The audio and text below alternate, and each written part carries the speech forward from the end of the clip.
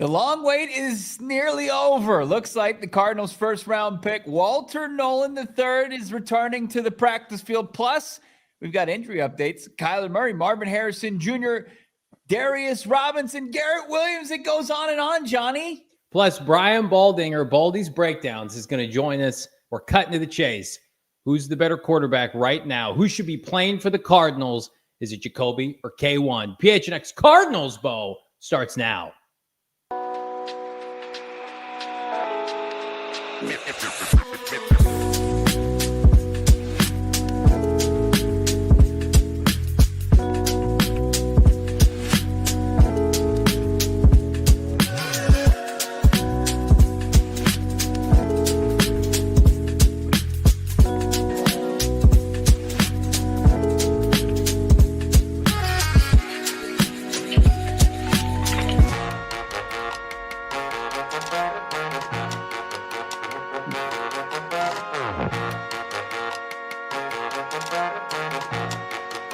Hey, welcome in. Live from Studio K, presented by our friends at Supr Chats, PHNX Cardinals podcast, your premier #1 Arizona Cardinal podcast. Like and subscribe. Leave us 5-star wherever you get your programming. I'm Johnny Venerable. He, of course, is Brack in Studio K.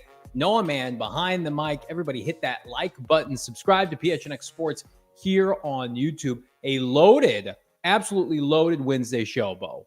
Absolutely. Sometimes we lie about those sorts of things. Not the case today.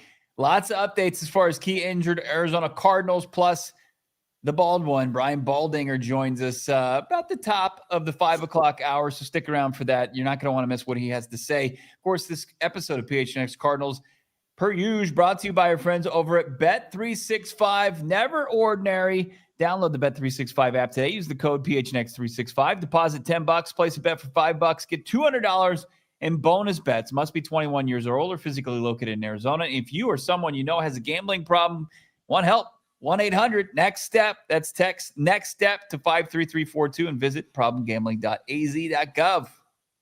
Hit that like button. Hammer it. We appreciate everybody. It looks like we're having a little bit of technical difficulties. We're going to work on that. Some people are saying they're not getting the video. Well, the video is here to get got. So we're going to make sure you get it. We're going to kick things off, Bo, by discussing what we thought would have come about a month ago.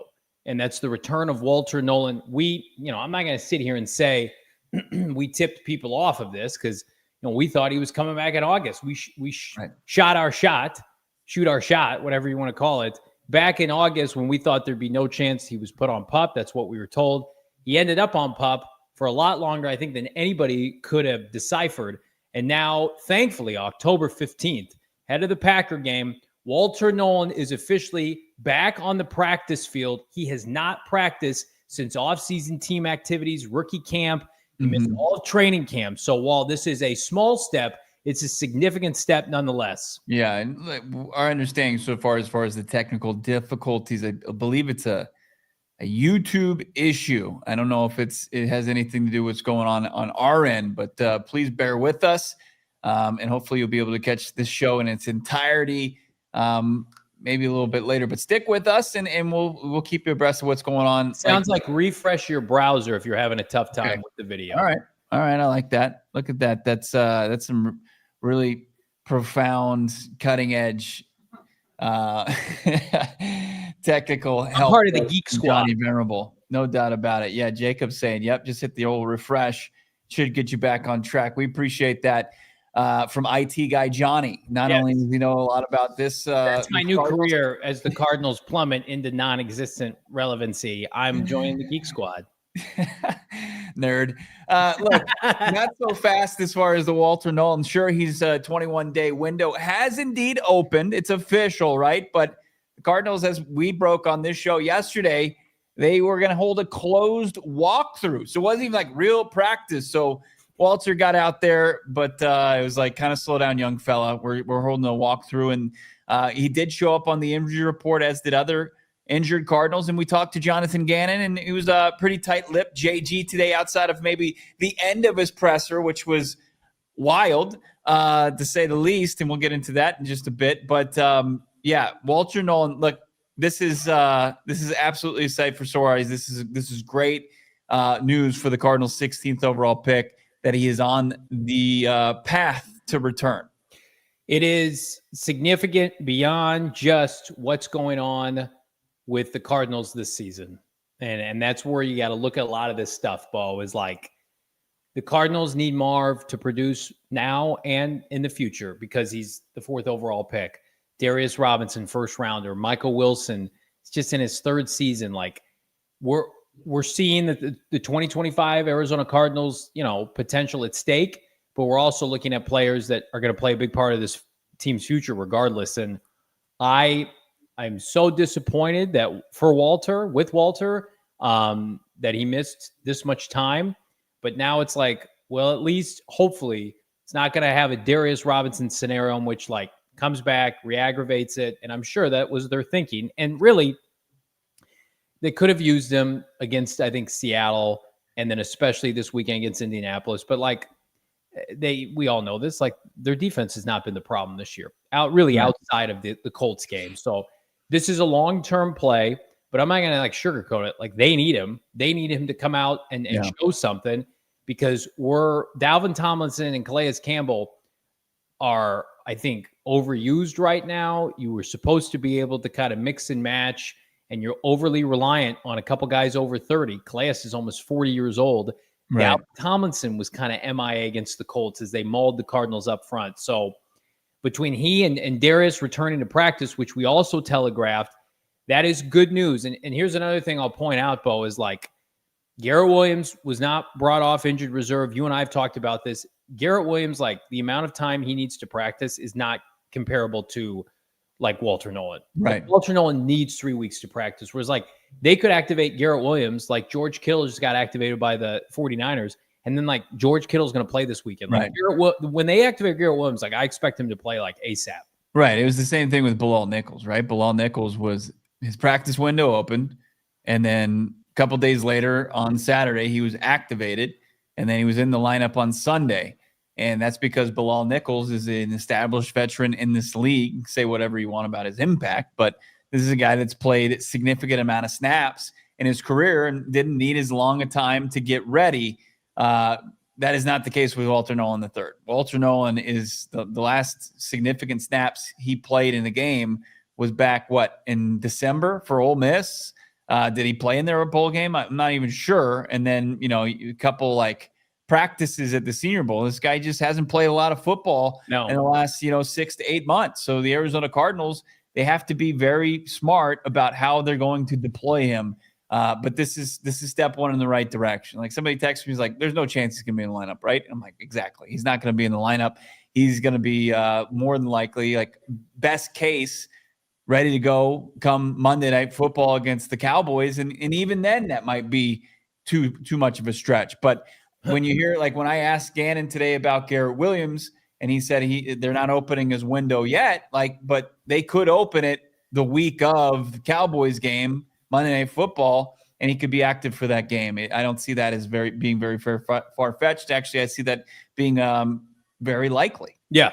we'd heard Garrett and Walter after the bye, and then, of course, Darius Robinson back this week, pending, anything unforeseen. So I think right now, like you're optimistic on how this defense is going to look the back half of the season. Like Will Johnson's only getting better. People are getting comfortable in their roles, but you can't overcome. And we've been talking about this for the better part, Bo, of like 2 years with JG. It's like you can't overcome like subpar defensive tackle play or like middling depth at that position. Like they're counting on Bilal Nichols. He was gone on Sunday. It's like you're back to bringing up practice squad guys like that. We saw that song and dance last couple of years.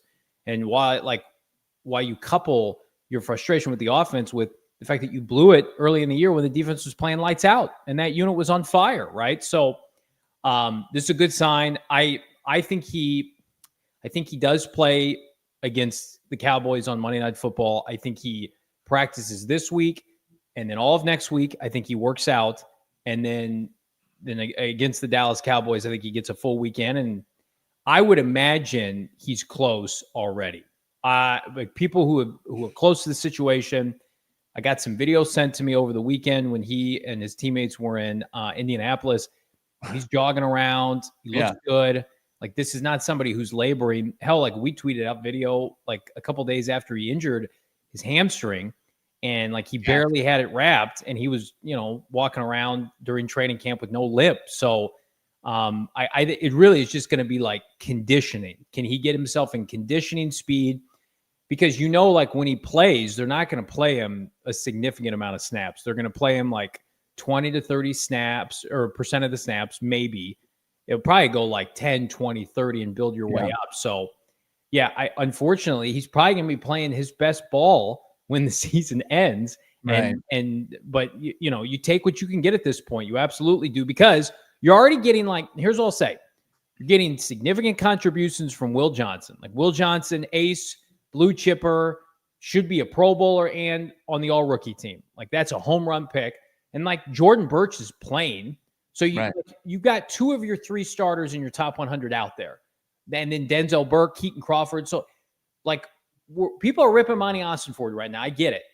Really, the only outlier for his draft classes last year is one where he had to hit because he had a million effing picks. But this draft class, just give it time. It'll be fine.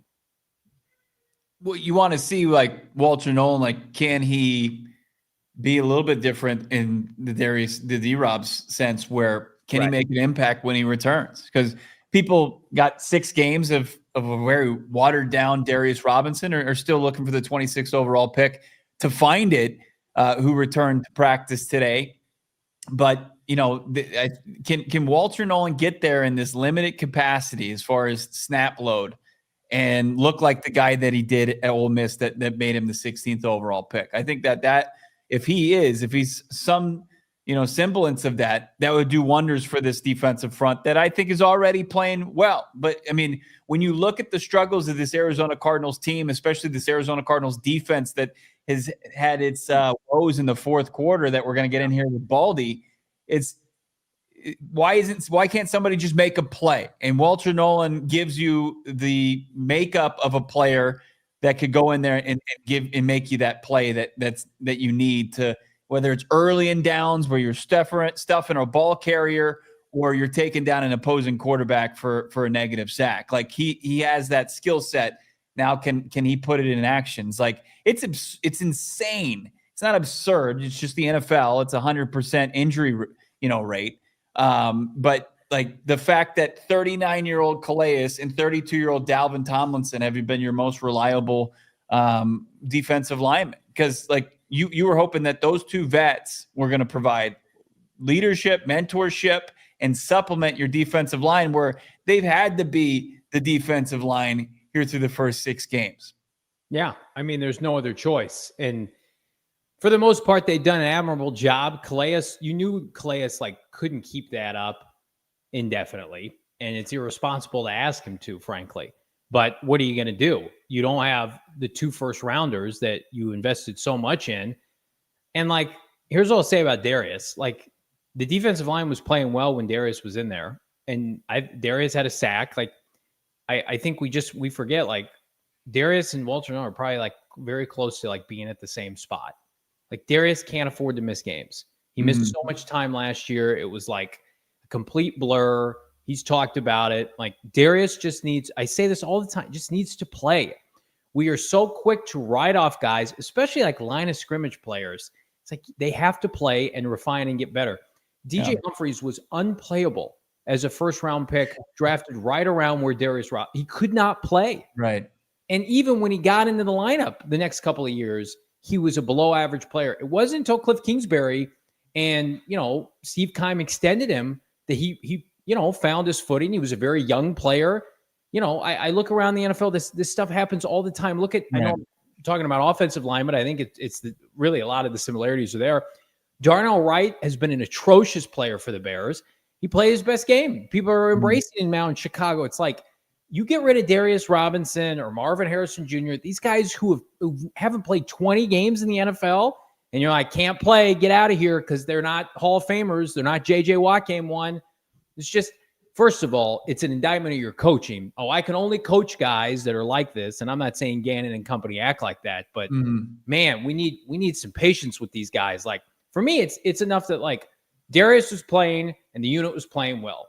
Right. Do more of that. Same thing when Walter Nolen gets out there. Like Will Johnson is about as good as you can play. Like he doesn't have a bunch of gaudy stats. Like he's pass breakups, yes, but 0 interceptions thus far. So we want instant gratification. I get it. And it's harder with the offensive guys because of fantasy football. But Darius and Walter, if this regime stays put, like one of the things I have full confidence in, those guys under Rallis and JG will produce, whether it's now or in the future. Right. And I think that the in the trenches, like to your point, it is tough. Like you do have to be patient because that's the most physically demanding place for in the NFL as far as going head to head each and every play. And sometimes the impact can't always be seen. Like not always are you going to get Jalen Carter performance right out of the gates. Right. More often than not, it takes a little bit more maturation because the guys are so physical and so big and so strong. I mean, you got 21-year-olds going in there against 30-year-old guys that have been in the league for a long time. So, but you do want to get a couple flashes. Like Darius Robinson, like his last play before he hurt his pec was a sack. It was probably his best play on an NFL field. Like, so can he build off of that?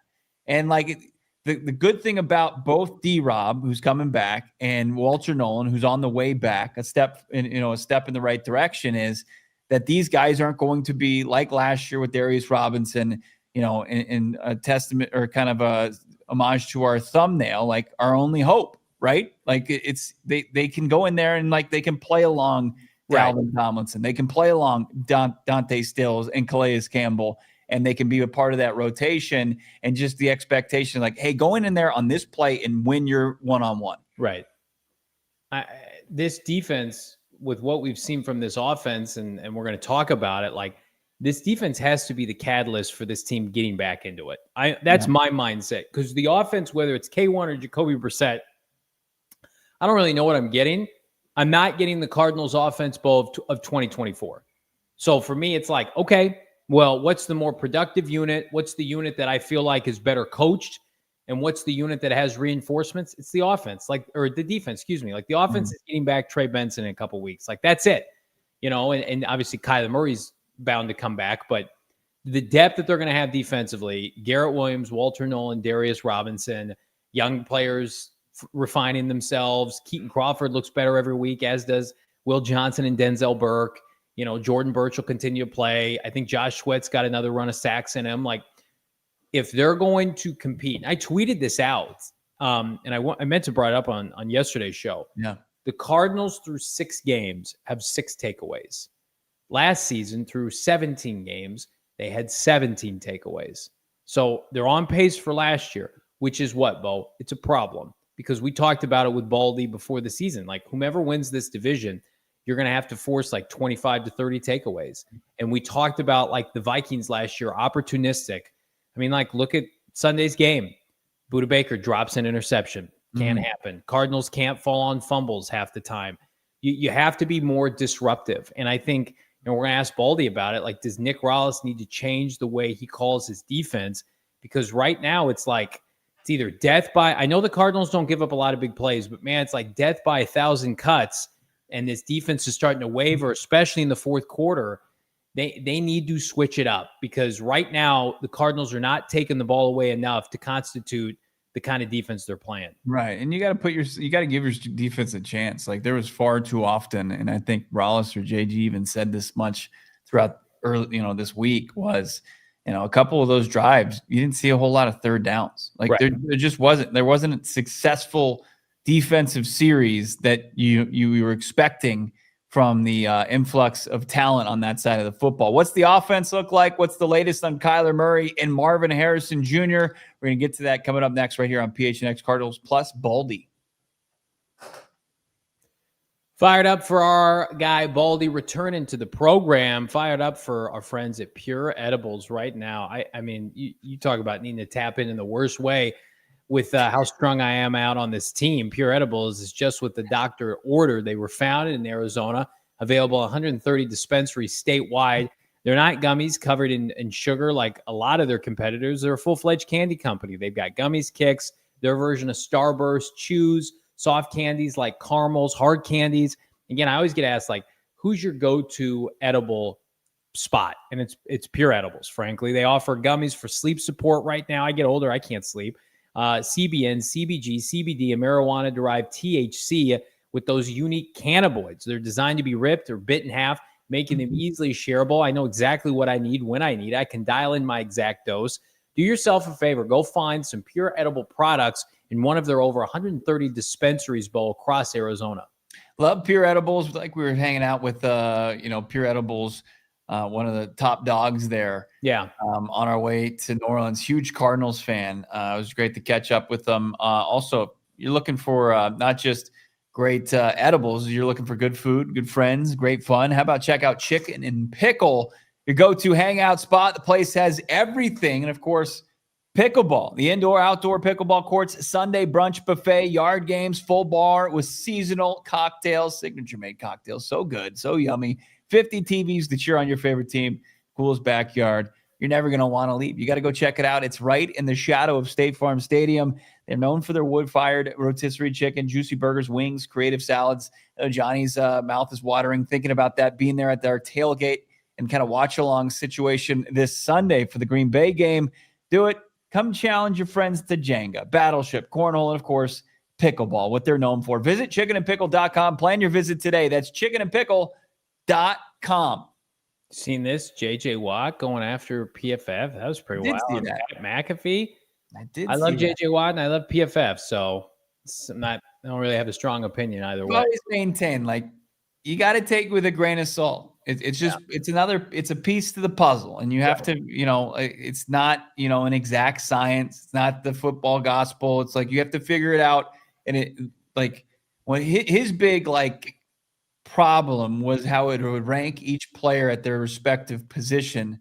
And I don't necessarily agree with that. I think it gives you a little context to how a player is doing and how he matches up with the other players at his spot. Like if you look at Isaiah Adams' PFF grade, and it gives you the penalties and it gives you the sacks allowed and it gives you his run blocking grade, his pass blocking grade. Like, it's not the entire picture, but it gives you a pretty good idea of how he's doing this season.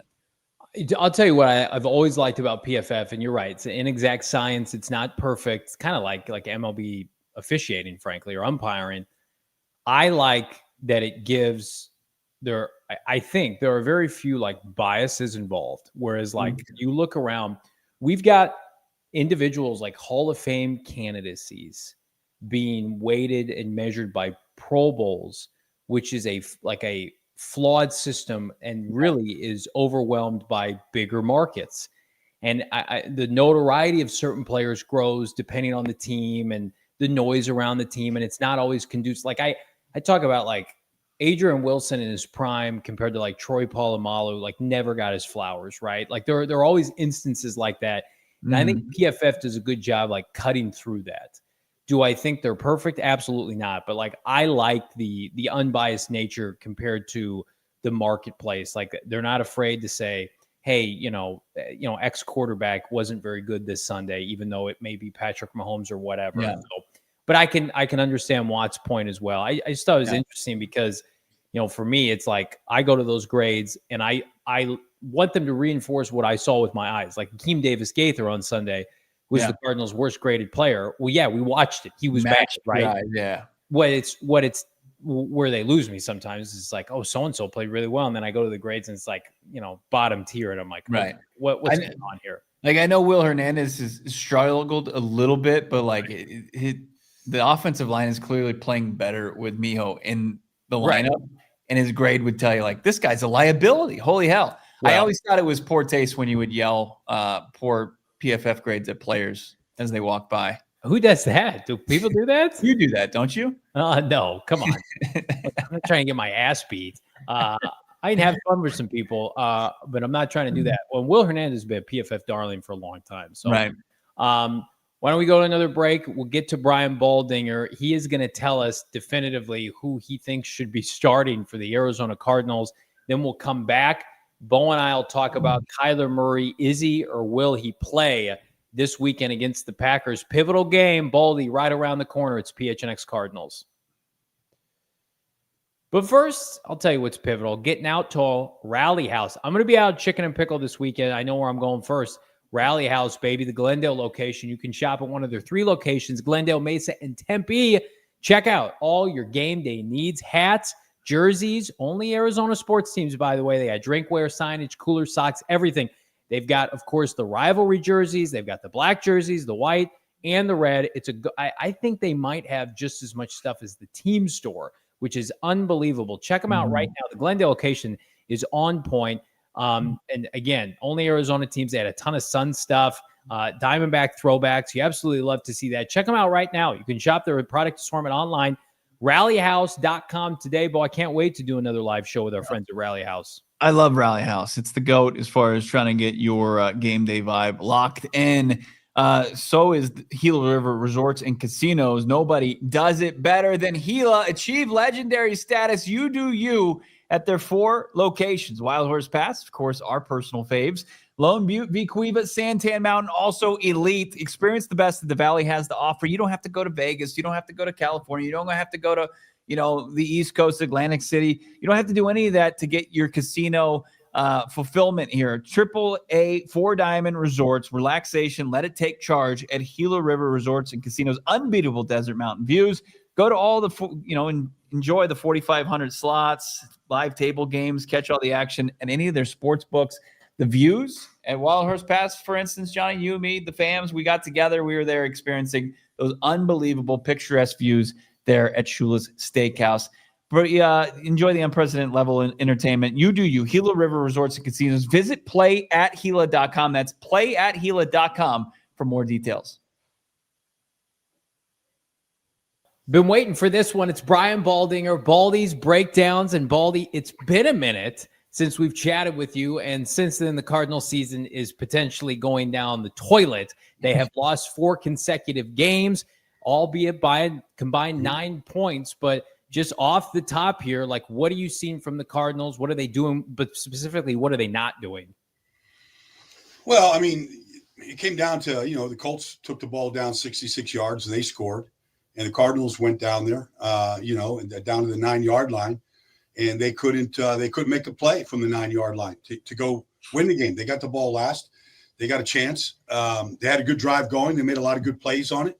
Big catch by Michael Wilson down the sideline, got him, inside the 10. They couldn't finish the drive.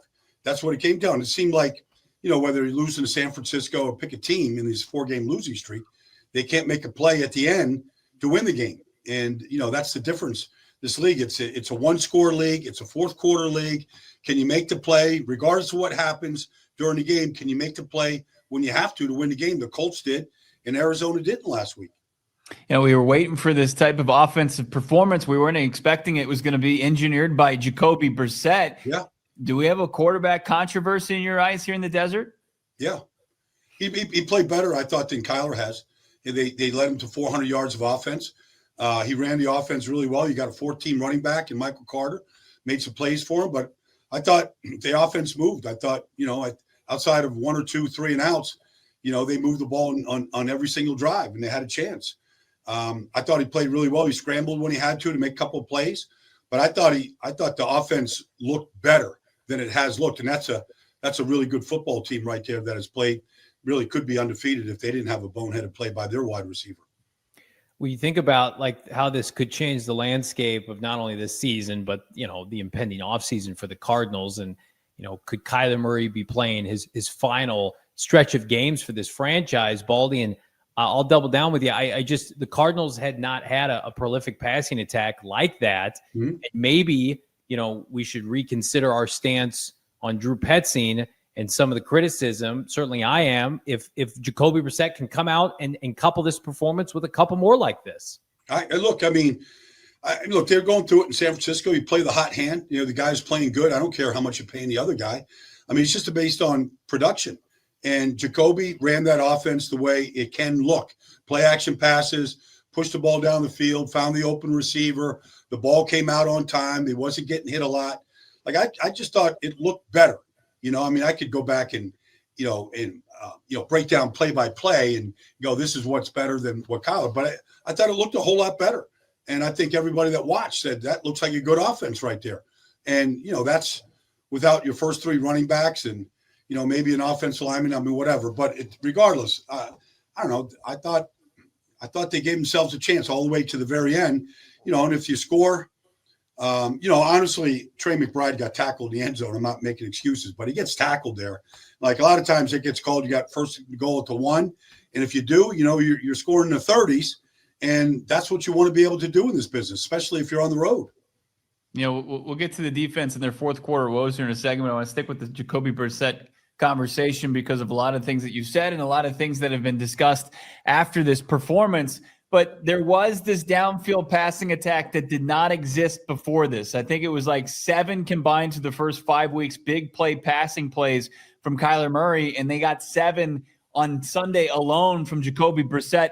How did Jacoby unlock that? How did he and Drew Petzing achieve that goal on Sunday? Well, I mean, they did a lot of play action, with Jacoby under center and just, getting some deep sets where you have time to get the ball down the field and you're holding the linebackers with your play action. And there's just a moment where they're freezing and allows your receivers to get down the field and run various route combinations where you can push the ball down the field. That's what the good offenses in this league are doing right now.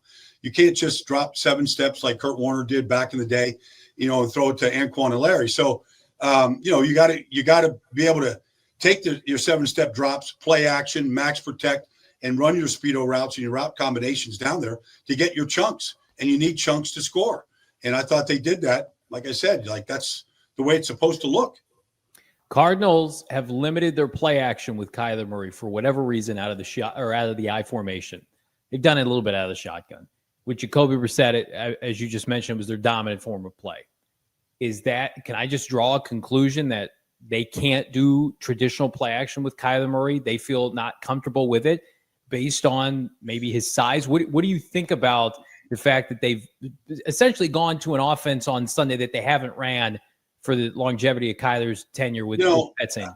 I got to apologize, guys, because when I was watching this, I was going, does Kyler, like when I was watching Jacoby do these play action, I'm like, Kyler's under center, right, Brian? Like, he's under center. Does he do these play action passes? I don't. So I should have gone back and really studied Kyler and how frequently they dial that up. But it seemed like he's primarily a shotgun quarterback where he's got better vision. Now, I got to go research it and study it. It'd be worth my time to do it. But it felt like, in watching every game, it felt like they did it a lot more with Jacoby on Sunday. They put him under center to run the ball, to hand off to the running back. But there is very minimal, and Bo can clean me up here, there is very minimal I formation traditional play action with Kyler Murray. And I have to assume that that's because they feel like there are limitations with him being able to do that compared to Jacoby.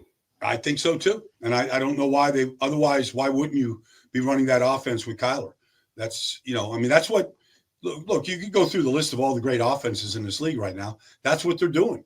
That's what Seattle's doing. That's what Tampa's doing. Their quarterbacks are under center and they're, with straight stretch fake to the outside or I formation, faking the inside dive and getting set up and maxing things up, with 6, 7, 8 man protections and taking the shots. You have to do it in this league right now. Otherwise, if you let these guys just tee off and shotgun, good luck because they're just going to overload one side and come after you. And, that's what's happening to shotgun offenses in this league. Unfortunately, we were robbed of getting to see kind of Marvin Harrison Jr. play where his father starred and got his bust in Canton and was enshrined there. Pro Football Hall of Fame, 2 catches, then he suffered the concussion. But before that, there was the second half in Seattle. There was the first half against Tennessee, and then he's doesn't see a target in the second half of that game, that debacle, and then you have a decent start here. What have you seen from Marvin Harrison Jr.? Has there been progress in his game, in your opinion? I'd just like to see, I'm going to be in Minnesota on Sunday. I'm going to see Justin Jefferson. I've seen, the Jamar. I've seen Nakua. I've seen the great receivers in this league. It just seems like they play the game with just a lot more energy and urgency than Marvin. Now, there's different styles in this business. Not everybody has to be, you know, like a great route runner, and Marvin's not a great route runner. He's got size, but there just doesn't seem to be the urgency that I see. For example, if Kyler's getting out of the pocket, Jacoby's out of the pocket, the great receivers, Stephon Diggs, Jamar Chase, they are doing everything they can to get into that vision, to get they want the ball. Guys scrambling, a scramble drill, whatever, they're going wherever they got to go to get the ball. Like, I just don't see that urgency from Marvin. Now, not everybody does it. You know, I mean, the Eagle receivers don't look like they're great at it right now, and they're struggling. But the great receivers in this game, I go back to Terrell Owens and different guys, like that quarterback's in trouble, I'm getting the ball. You saw it from Stephon Diggs all year right now. Like, they are hungry for the football. They're going to get every one of those loose plays where this quarterback's got to get loose. Like, that's what Travis Kelce has done his whole career with Patrick Mahomes.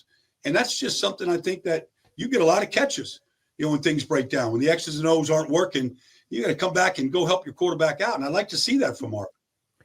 Baldy, flipping to the defensive side of the ball, fourth quarter woes have been a little bit of a bugaboo for this team.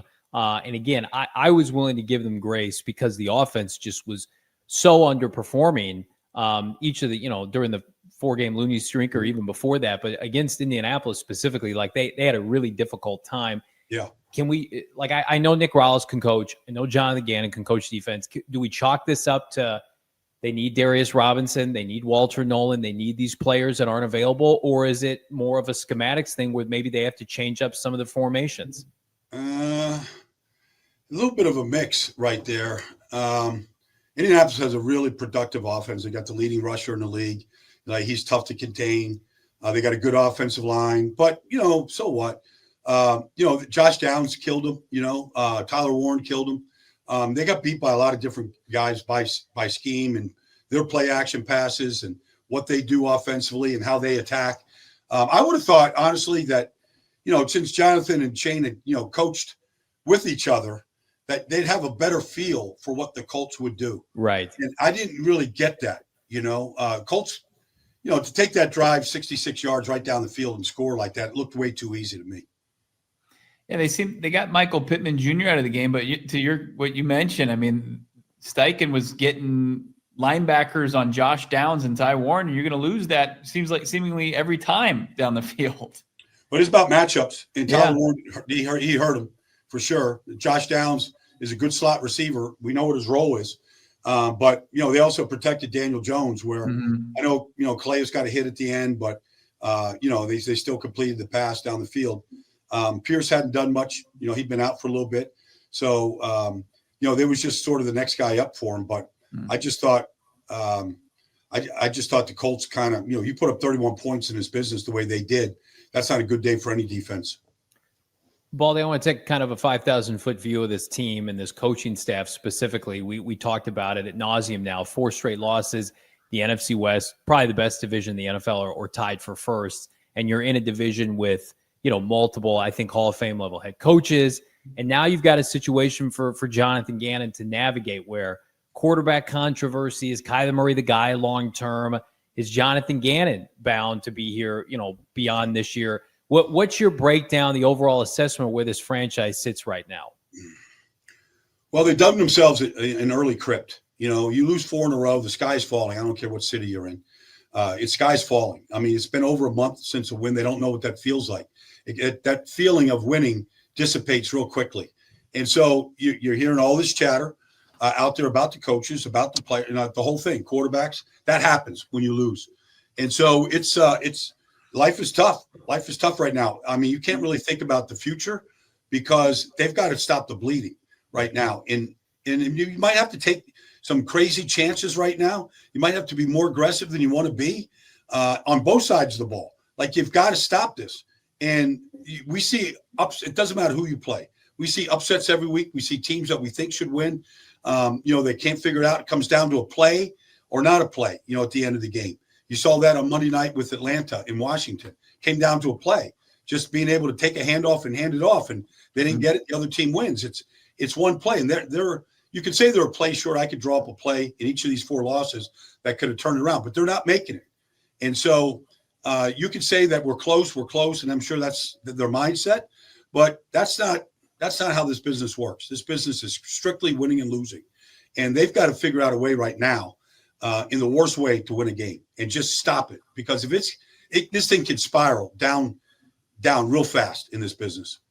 Yeah, I mean, last question. I mean, the incoming Green Bay Packers at 3-1-1, one of the teams that we've deemed one of the top in the conference. How can they possibly get right against Jordan Love, Josh Jacobs, and crew? Well, I mean, Green Bay has had their problems too. They lost. They tied Dallas and gave up 40, I think, in doing it. So they've had some issues. Their defense doesn't look as good as it did a year ago, even with Micah Parsons. It doesn't look as good. Teams have moved the ball against them. They're a well-coached football team, but they're not exactly getting the ball to their star wide receiver, in with the way they thought they would. Matthew Golden has not been lighting it up, and he was drafted, high in the first round to go be that guy, and he hasn't exactly been that. I would, think that you make life really difficult for Jordan Love. That'd be a start, because he will throw it up. He could throw you one or two in the game the way he plays. He plays aggressively. He's got a great arm. But I would say that, hitting Jordan Love early in this game would go a long ways to winning this game. Baldy, where are you headed this weekend, my guy? I am headed to Minnesota to see the Eagles and the Vikings play. So we'll see if the Eagles can get out of their slump that they're in. It doesn't look good, but the Vikings haven't exactly lit it up either. We'll see who plays quarterback for the Vikings this week. It's going to be fascinating. We're all going to be watching. We're going to be listening and also seeing the Baldy breakdowns, what you can find on your social channels. Baldy, always great to catch up with you. We'll talk to you soon. Thanks, guys. I appreciate it. Talk to you. Great stuff from Brian Baldinger. We see all you guys there continuing to power through the technical difficulties. I saw YouTube down trending on Twitter. So hopefully you found a way to stream us here. Or if you're watching in the future, hey, how are you? Latest on Kyler Murray, Marvin Harrison Jr., and revisiting what Baldy just talked about. Coming up next, PHNX Cardinals. But first, I want to tell you about our friends at Mountain America Credit Union. Again, everybody needs built-in benefits when it comes to their credit union, but who's really delivering for you? Mountain America's My Style checking account has the perks, I think, that are going to do the job. They've got restaurant deals, mobile phone protection, telehealth access, loan rate discounts. I need that like I need air. Offers on travel and events, tons of stuff you can access right now. Make My Style your life. At Mountain America Credit Union, visit macu.com/mystyle to apply. That's macu.com/mystyle to apply. Membership required based on eligibility. Some benefits require no cost registration activation. Terms and conditions and exclusions may apply. Driving in Phoenix can be unpredictable. From dust storms to bumper traffic, the last thing you want to worry about is your auto insurance. That's why so many Arizona drivers trust Axis Insurance Agency of Arizona. For more than 15 years, Axis Insurance Agency of Arizona has been proud to provide affordable auto insurance for drivers throughout the Phoenix metro area. Trusted part of the local community, Axis Auto helps Arizona drivers get covered with flexible policy options and commitment to working with all types of IDs, driving histories, and license types. With bilingual Spanish-speaking agents at 9 convenient Valley locations, Axis is ready to help customers find the right protection and uncover valuable discounts. Axis Auto, trusted by the community, rooted in Phoenix, and ready to help. All statements are subject to terms, exclusions, and conditions are applicable policy. In all insurance, the current policy contract language prevails. Coverage is subject to individual policyholders meeting in the underwriting qualifications and state availability. Other terms, conditions, and exclusions may apply. Help us out. Hit that like button. We're going to need to push this show after the show is over to make sure people get to watch it. Thanks a lot, YouTube. Yeah. Appreciate it. I don't want to beg, but we're begging. I'm begging right now. Hit Please. that like. If you haven't hit a like before, just do it. Just give it to us one time. Hit that join button. Is Kyler Murray joining the Cardinals at practice? Hello. So the news broke yesterday while we were live that the Cardinals are going to have a private practice today, private boys and girls in Tempe. And was it really a practice? Well, was it made available to the media, Bo? After you heard from Jonathan Gannon, which was a banger of a press conference, by the way, you were sent packing. The Cardinals had a private practice today. Break down what you think that means as we look at the injury report. Yeah, we were just actually limited to the press room. We were just in there while they were out having fun on the grass, getting ready for Green Bay.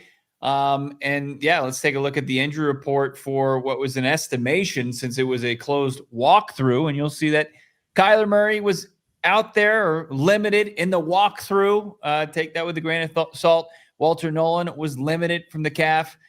Darius Robinson returned. And then you got, this is a long list. You got, which is interesting, Michael Wilson's on here with a foot. You would have thought it was his pinky that he injured, but he's on there with a foot, so he's banged up. Rabbit Taylor Demerson on there with an ankle, who we saw had to leave the game for a little bit. You got a knee with Bam Knight. You got Marv, of course, on the concussion, but it's good that, he at least was estimated to be limited as far as this practice goes. So I expect him to continue to work his way through protocol. I think it's a real good sign that Marv is predicted as limited here. Yeah. And then you've got, Zay Jones on there with a knee, Keaton Crawford with an ankle, Keem Davis-Gaither with a foot, Calvin Beachum just getting his rest day, but a long drawn-out list here, Johnny. And then Bilal Nichols would have been back from his personal issue that had him miss the game on Sunday. I think the most significant bite came from JG, Bo, pertaining to Kyler Murray and his status as the Cardinals kind of keep this under wraps. But let's roll the footage. You be the judge. Make sure that he's healthy enough to play, so we'll progress him along here this week and see where he's at. I think that means he's back in 2 weeks against the Dallas Cowboys. I don't see the Cardinals, given the fact that Jacoby Brissett was effective, very effective, and the Cardinals are in a position where they can't have Kyler Murray get hurt for a number of different reasons. I think there's very few benefits to playing Kyler Murray this weekend. I think the only benefit is if he's 100% and he's clearly motivated and he wants to come out and you make that decision. But I think, in a weird way, this decision this weekend is easier than last weekend's decision because, they see Jacoby in practice, but you don't know how he's going to respond until he gets into a game. Now it's just now you very much use Jacoby to your benefit here. Yeah, it's not like running under the guise of injury. It's still probably a foot that is sore. That is the type of an injury that would risk potentially putting you out for the rest of the season. And you can run under that, sure, right? And then you've got that option of getting to know more about Jacoby Brissett. Can he parlay last week's performance into another strong performance? Even though, historically, we've seen decent drop-offs. As always, with 320 yards passing, you usually see a dip. But can Jacoby put up another strong game for the Cardinals in second consecutive week? And it's just the Cardinals coming out and saying he needs to be healthy first and foremost. It's telling us that, that's something they're just kind of bracing everybody else for impact. Even though everybody's taking the ball and running with this quarterback controversy, I don't think we've made it that far just yet. No, I think the conversation really heats up. Jacoby plays well, win or lose against the Packers. The Cardinals have another robust offensive performance. And then all the attention goes to Monday Night Football in a stadium which Kyler Murray has dominated. I don't think Kyler Murray's ever lost, certainly against the Cowboys in that building. So that to me is going to be must-see TV, regardless of where the Cardinals are on their schedule. But I think, listen, Baldy said the Packers defense is not playing particularly well. It sounds like you're going to have Marv, knock on wood, back. You're going to have an offense another week with Will Hernandez, and you now know with Jacoby what you're good at. You don't have to make it up on the fly. It's Michael Wilson can be a big play contributor. Trey McBride almost 80 yards in that contest. You get Marv going now. Elijah Higgins. This is the offense. Bam Knight running the football effectively. Jacoby Brissett, short yardage, looks good. I just have no limitation to what you want to do in a league right now where the Cardinals felt like they were playing a different offensive sport sometimes. Now it's welcome back to the National Football League, Arizona Cardinals. It's a good chat. Classy, nasty. Petzing hacked YouTube using my stolen phone. That was we've been giving Petzing some love here this week. Yeah. Where are the Green Bay Packers good on defense? It's slowing down the run, right? But giving up the pass, they're pedestrian to below average. And it's gives you the best chance in the passing attack right now as it stands, or who's had the most, best performance this year. I don't think it goes without saying, it's Jacoby Brissett, right? So it's like people get taken away. Like I saw the Packers, they have some of the best chances to win the conference, be the top seed in the NFC, just projecting schedules, and they're 3-1-1. They've got a loss to the Browns. They had that kind of eyesore 40-40 tie against the Dallas Cowboys.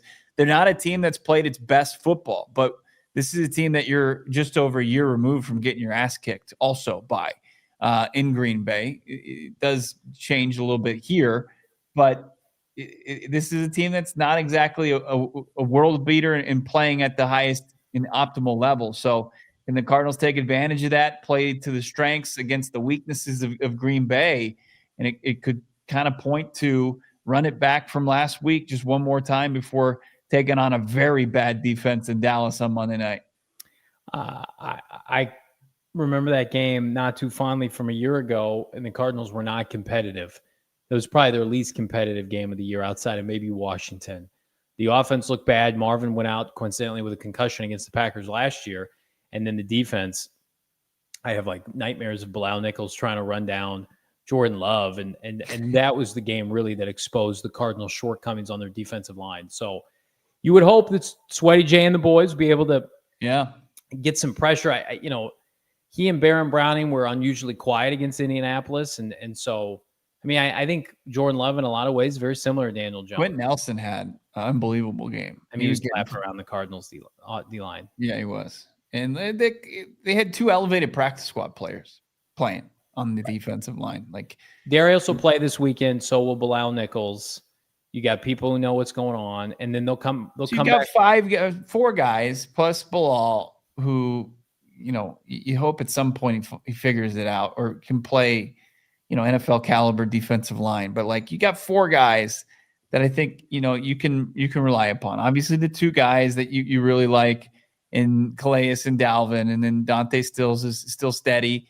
And then like can Darius build on his last performance where he had a sack? Yeah. Well, the Packers offensively have not looked great outside of that Cowboys game. They're consistently being held in the 20s, and the Cardinals, it's usually where I say like they play well at home, but they play well at home. They just played, a Bengals team that I think kind of backdoored a touchdown. Bengals kind of backloaded a bunch of their points in the fourth quarter, but the Packers. It was Joe Flacco and his like coming off being in Cleveland a couple days before. Like Jordan Love's numbers on the year, like they're good. 9 touchdowns, 2 picks, 1,200 yards. Josh Jacobs is effective, not as effective, I think, as a year ago. Under 4 yards. Jacobs is the key. Like if you can make them one-dimensional, like at times you saw Indy, and you can not get blown off the line of the scrimmage, and Josh Jacobs look like Jonathan Taylor did, right, or a version of that in back-to-back weeks, and the run defense can show up. Like I think you've got a really good chance, like to get off the field enough times to give your offense an opportunity. Josh Sweat has doubled the sacks of Micah Parsons, but pressures matter. I get that. I'm not naive to that. I want to touch on this before we get to Supr Chats, because we got a bunch of them today. And we're going to probably ramp this up here as the Cardinals continue to lose games. But Mel Kiper Jr., first of all, ESPN, I got to say this, released their top 10 rookies right now in the NFL. Mm-hmm. No Will Johnson, and Will Johnson wasn't even named under honorable mention. Nice. We'll just kind of keep that holstered here. Nice job. And I was going to dog on whoever wrote that garbage, but it said multiple contributors. You mean the best cover corner in the NFL isn't top 10 rookies right now? You want to put that off-ball linebacker from the Browns on there? Congratulations. Oh, man. All right, hang on. Let me read this slop to you. This is slop fest right now. Here, ranking the top 10 rookies of 2025. Okay. Egbuka's number 1. No issue with that. Abdul Carter has a half a sack. He's number 2. It's like, whatever. Tyler Warren, number 3. No issue with Tyler Warren. Tedero McMillan, Number 4, just under 400 yards, 2 touchdowns. Cam Scattaboo, number 5. That's where you lose Bo. Now the Why would you lose me? I was going to say, where's Scat, you son of a bee? The Browns, Carson Swessinger with 52 garbage time sacks. Look at that. Get that off the screen.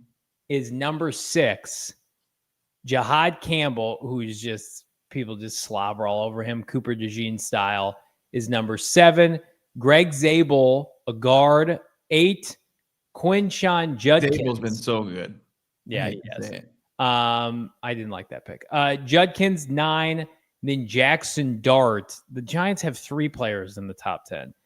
Jackson Dart, who's played like 2 games. Right. Number 10.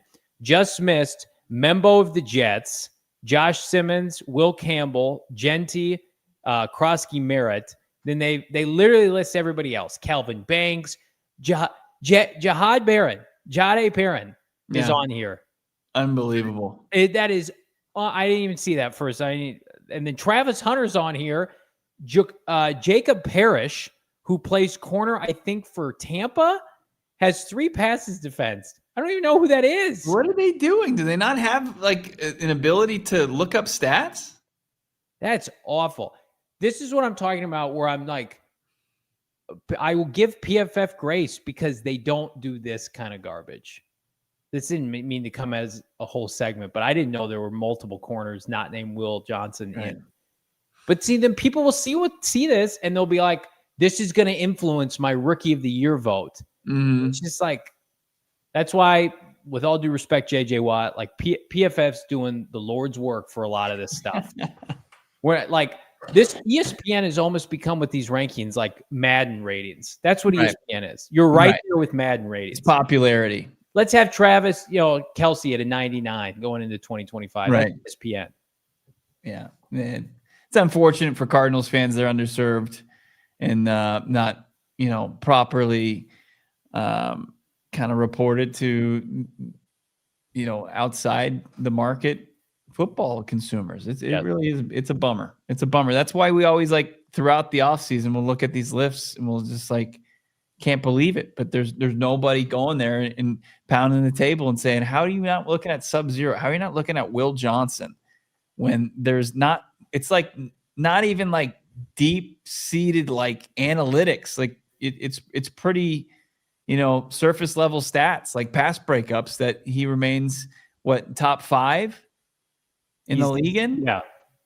So I mean, his numbers right now after how many games he missed? 2? Yeah. He only missed 2 games.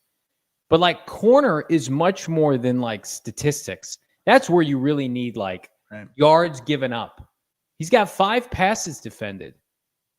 In how many games? 4 games? Yeah. Those came in in the first 2 weeks of the season. He hasn't given up a touchdown. I don't think he's given up more than 20 yards in a game. I mean, that is some egregious garbage. Oh man, Jahdae Barron, look at these robust stats. So impressive what I'm seeing here from 8 total tackles. He's been targeted 9 times, given up 4 receptions. Big time player. To me, multiple contributors means ESPN. Some guy went on ChatGPT and said, give me a list right now. They went to all their reporters around the country and say, hey, give me somebody who's playing good, who's playing well. The best cover corner in the NFL, not good enough. Yeah. Hit that button where you're going to jump into your super chats. I guess I'll mention Mel Kiper Jr., who I still have respect for, did his Todd. Yeah, RIP those days. Cardinals, he had picking 8th in his mock draft. Yeah. Which he expects the Cardinals to continue to lose, I guess, because he's hold on. Let's save this for overtime. Pew, pew, pew. Quickly, Mel Kiper has the Jets. Fernando Mendoza, our boy Siggs at Indiana, first overall. Ruben Bain, edge rusher, going to the Ravens too. He thinks the Ravens are going to really plummet. Wow. Brown's getting Dante Moore from Oregon. And then we drop down Jordan Tyson. Johnny has like no appetite for it. He's just trying to churn through this. What are you doing? Well, I'm jumping back and forth. I'm reading off. I don't even know what you're doing. I'm reading off the screen.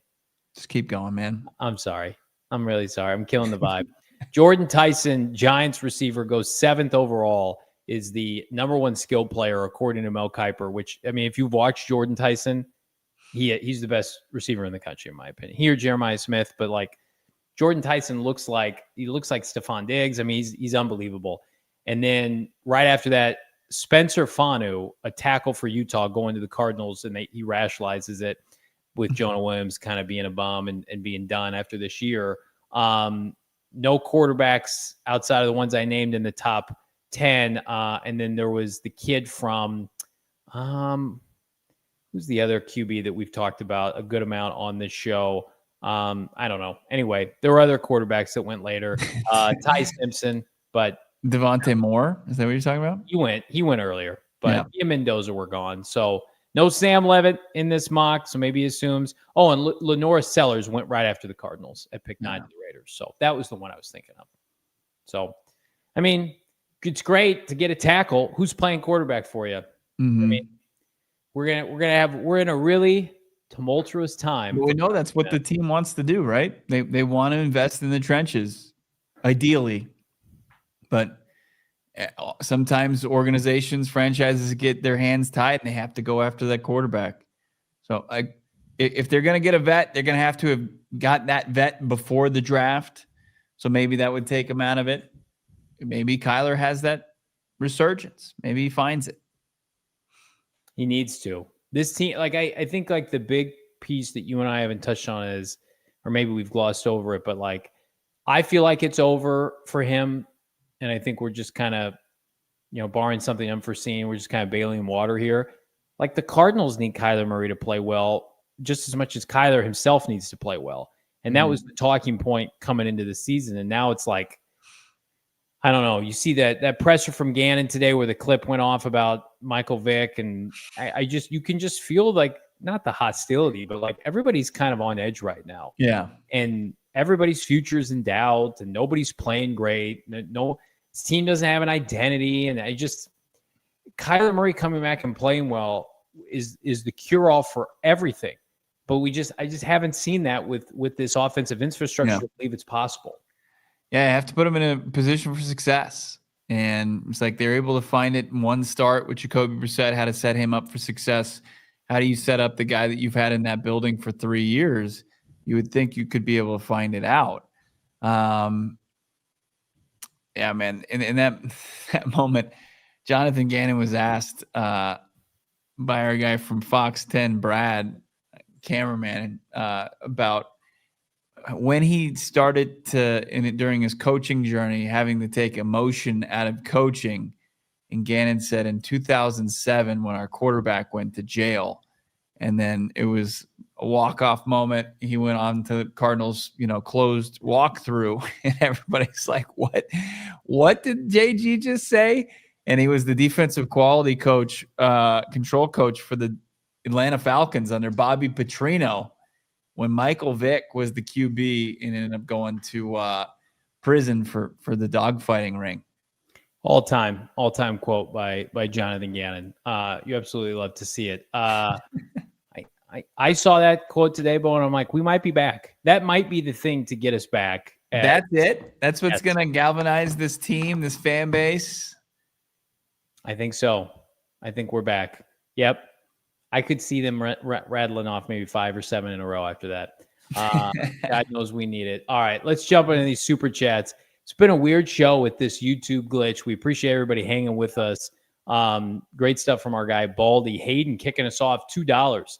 I legit saw Bo pop up on Circle K gas pump today. That's right. Oh, that's special.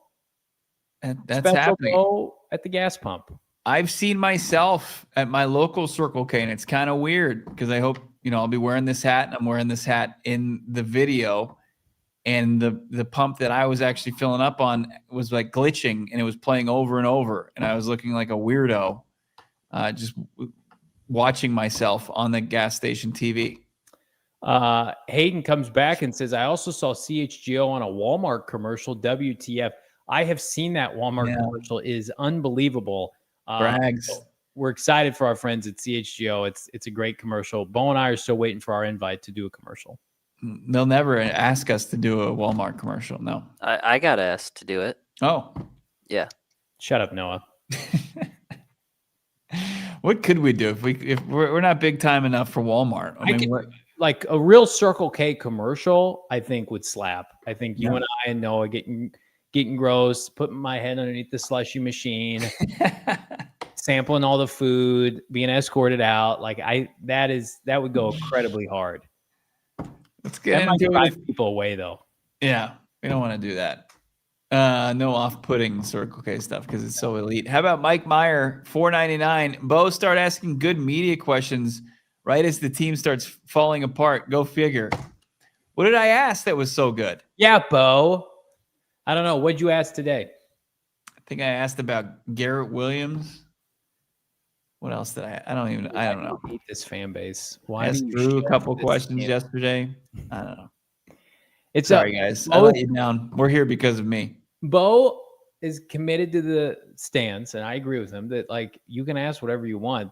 Like they're only going to give you so much. And we've been around Gannon now for a good long while. Like we like him, and you and I have a pretty good idea like what we feel like we can ask him that'll get him going. Right. And like that's when it's fun, of course, when a guy's winning and you can unpack stuff. Like I love JG like in training camp and stuff because it's like you get fired up about players. When you're riding a 4-game losing streak, like let's be real, they don't want to be there. They don't want to do those pressers. Mm-hmm. They want to get back to try to correct them what's wrong. And you can just feel the hostility right now with everybody in the room. Yeah. Just there's no good vibes right now. Who do we got here? Desert Vulture. Terrifying stats. First 6 games. A couple football emojis here. 2024 and 2025 interceptions. 5 interceptions, 4 sacks. A lot of numbers there. Yeah. The point is you just saying that the defense is very similar to the beginning of last year. I would agree with that. I think they've given up certainly less points, but they don't take the football away. As this team at this point last year had their defensive turnaround going into week 7. Is it asking too much to have to do it again? Like, because that stretch, like asking your team, like they kept the opposition out of the end zone 3 straight weeks at home. Like that ain't happening, but can they play better brand of football? Can they get off the field in the fourth quarter? I don't think that's asking way too much. My opinion is that worked well because of an offense that could complement that with a run game that just doesn't exist right now. But Jacoby Brissett's putting 27 points up, then that'll cure a lot of ailments. Jack's been a member for 1 month. Thank you so much, Jack. Appreciate that. Best podcasts in Arizona and the UK. Aiming to come to a game next year in hopefully better circumstances. Jack. Yeah. Well, first of all, thank you so much for the kind words, and then hit us up anytime you're en route to the Valley, my guy. Being across the pond, we were talking to Trey McBride today, and he seems like he's going to oblige, and he's going to get a beer with the German Cardinals fans who nice. 38 straight days been pleading with the Cardinals playmaking tight end to get a beer with them when they come to town in November.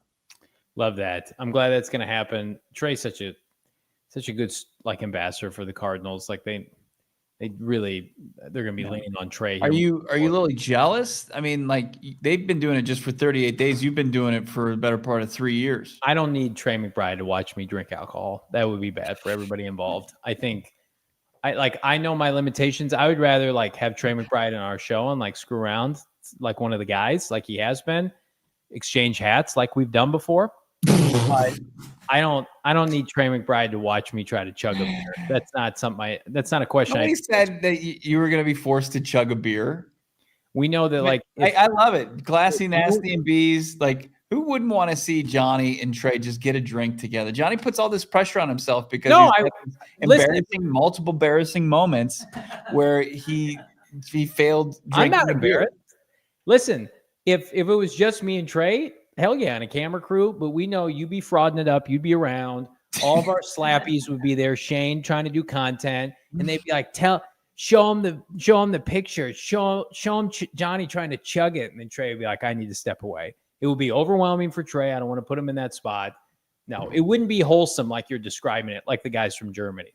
That yours, it would be a bit like Mocha Gate trying to out me, and I don't appreciate that. Now hold on, the Mocha Gate was not a bit. Yeah, that was full blown. No, that was me trying to get a little controversy. Guys are like, ooh, Johnny.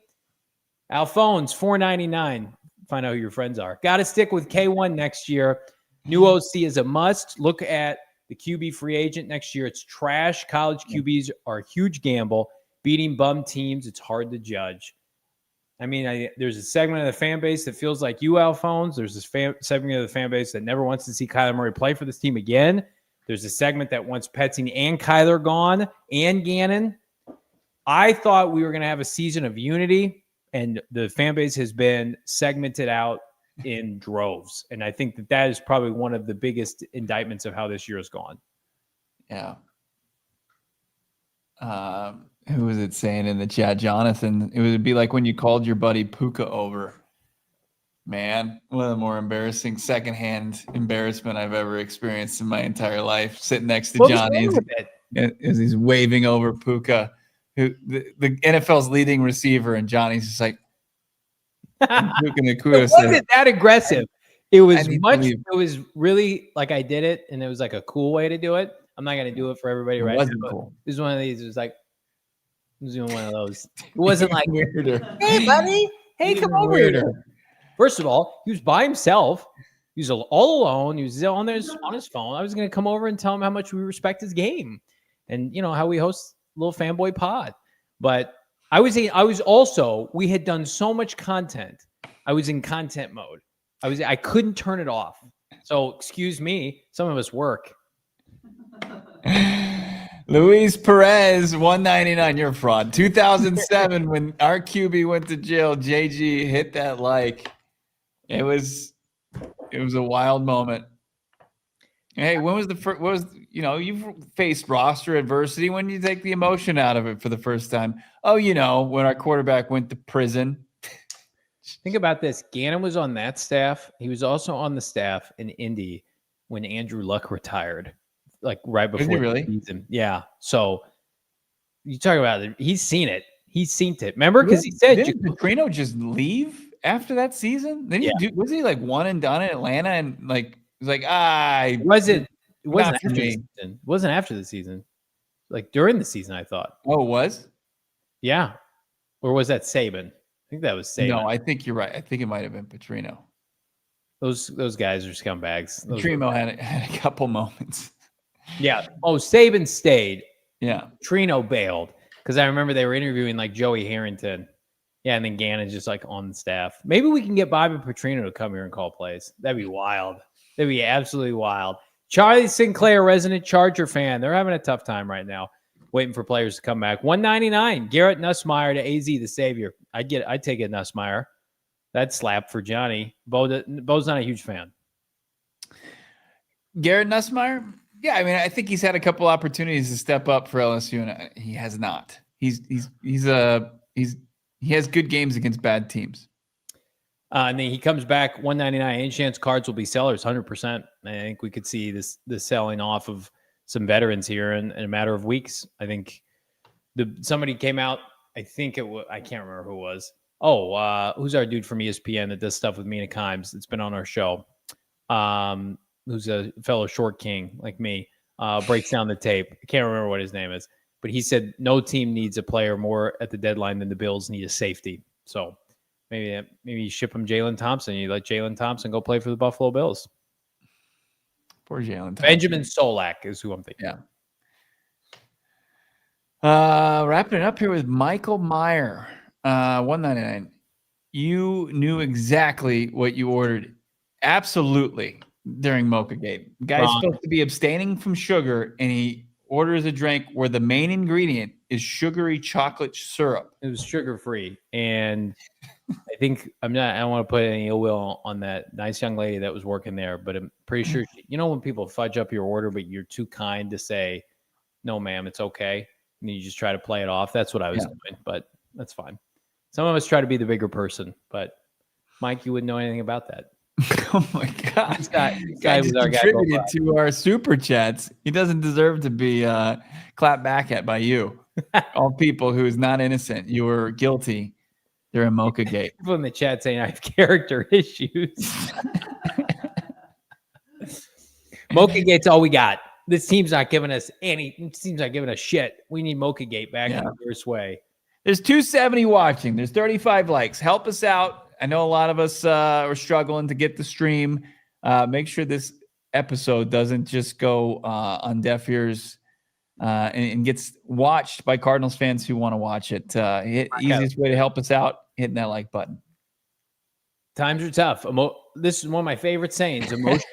Emotions are running high right now. For this show, for these hosts, for the Cardinals specifically.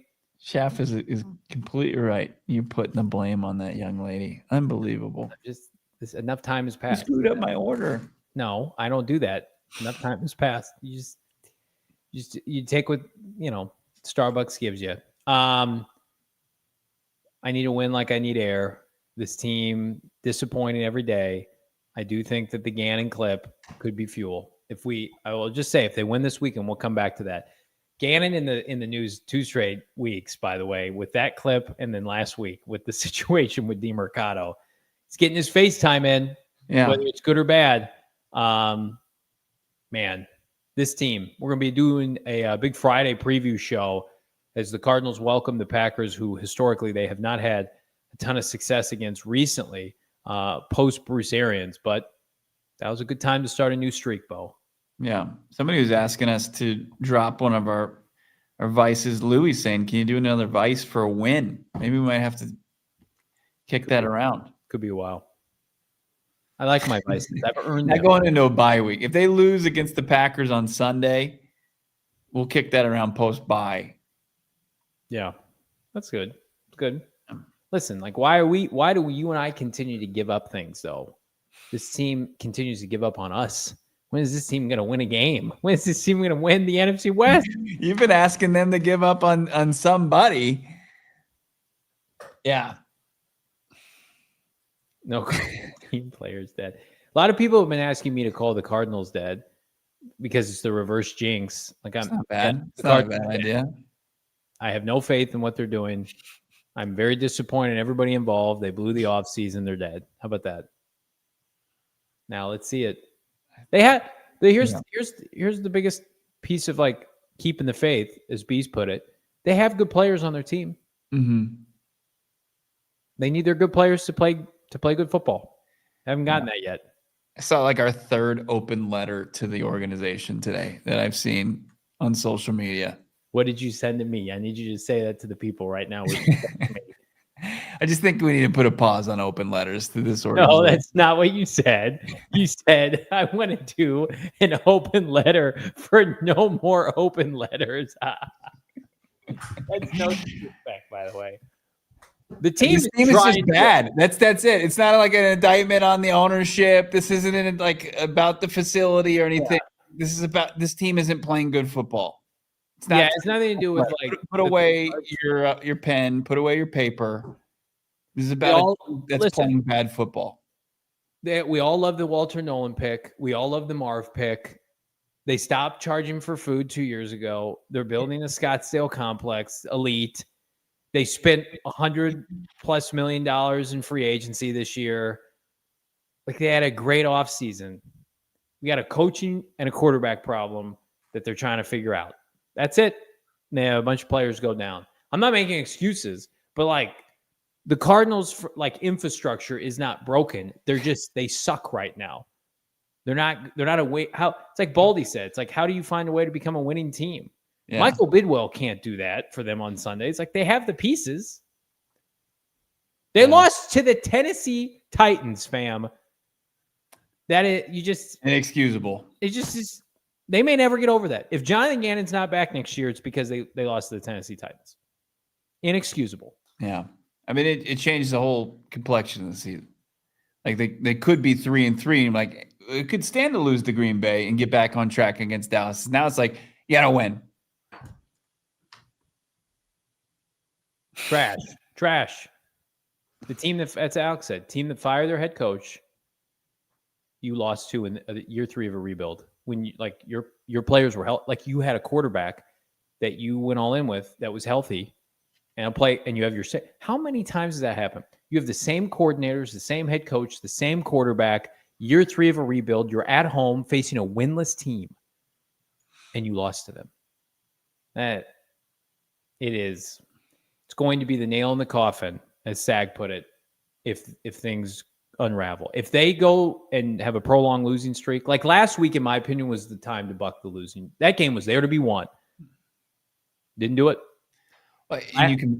People will point to Amari, and they will point to Rabbit Taylor Demerson fumbling away the interception, and it's just like 2 fluky plays. Doesn't matter. But it exposed a major flaw of this team and how it approached its offense when holding on to a lead, trying to build a lead. They had the ball with the lead with 3 minutes left. They targeted Marvin Harrison Jr. one time in the second half. Jail. Straight to jail. Everybody. Yep. Everybody deserves blame. DeMercado, whatever. I mean, that wins the game. Rabbit wins the game. Zay Jones against the 49ers. Yeah. But it's like, guys, you had 7. You're not winning games with 15 points. That's why it's just like, you might as well just play Jacoby Brissett at this point. Until he stops. I'm not that beaten. But, I am. I don't want to go back. Some of us are a little tougher, I guess. I'm going to tell you right now. Yeah. Kyler Murray goes back in this lineup. What kind of passing numbers is this team going to have? Same. It's a fair question. Same. I don't believe him. Prove me wrong. If they have similar skill sets, as I confirmed with the OC yesterday, where he told that to us. Stupid. Then deploy the same offense. But they won't. You want like true insight on it, like Baldy, I think gave some great analysis today. Brian Baldinger straight up said they need to play Jacoby Brissett. Yeah. He's got no dog in this fight. He's got no biases. He just grinds tape, and he said you just got to play Jacoby Brissett. So that's what the Cardinals are going to do this weekend. We're off tomorrow. We got content dropping. We're back on a Football Friday to preview Cards hosting the Green Bay Packers. Again, so fired up for this weekend. We got our tailgate at Chicken the Pickle. We're going to be out there. We're going to be slamming wings. Maybe let's have a cocktail if you're coming out. I will do my best to drink it responsibly with everybody in a seated area, a grassy, shaded area. Yeah. I won't have the pressures of Bo or Noah there asking me to chug. And I'm just going to say, let's have some fun at Chicken and Pickle. Make sure you're following along. I will be at practice tomorrow at PHNX_Cardinals, at Bo Brock. Follow Johnny at Johnny Venerable. Johnny, when was the first time you removed emotion from following this team? Removed emotion? I don't know, when I was born. I don't think I've ever removed emotion. I don't think it's ever happened. All right. Never. There you go. JG had a way better answer than you. All right. We'll talk to you guys full preview on Friday. In the meantime, have a good one. We'll talk to you then on PHNX Cardinals. We all silly like the mayor.